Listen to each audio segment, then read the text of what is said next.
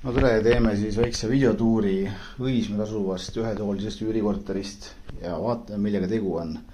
Et hetkel olen siin esikus ja minu selja taga on ilus punane uks. Korrus on meil siis 7 ja vasakult kätt avaneb kohe ilusate käepidemetega sisse ehitatud konkukapp, mis on päris suur, et siia võib lausa ise sisse minna, et ise sisse minema küll ei hakka, aga tegu on väga-väga suure kapiga. Paremat kätt teeb peegel ja nagu näete, terve korteri stiil on väga-väga retro, et Õnne 13 võib siia tulla kohe oma uut osa filmida. Vasakut kätt jääb siis WC koos vanniga ja siin on siis pesukuivetustoru ja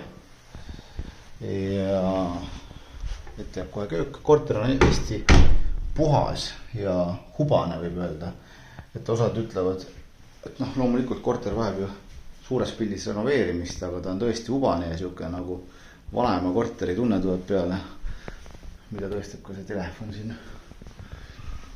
Ja vaatame ka elutuppa. Enne seda, kui sinna jõuame, siin on meil siukene suur raamaturiiul. Ja siin me oleme. Suur sektsioonkapp, suur riidekapp. Siin nurgas on siis voodi, veel riiulipinda.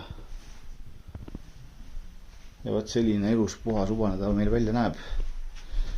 Küttesüsteem on majas vahetatud, nagu näete, siit võetakse vist kütet võetakse tarbimise järgi, et kommunaalkulud on siin mõistlikud. Korterit siis üüritakse ainult läbi rendini, ehk siis on üürikulu pluss siis veel rendini kulu tuleb inimesega juurde ja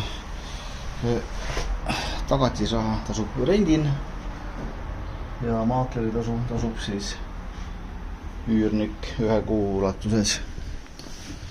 Vot nii on, korter on homsest päevast vaba ja saadaval. Tunnete huvi, siis olge hea. Võtke minuga ühendust. Loodan, et see video oli teie jaoks kasulik. Aitäh vaatamast!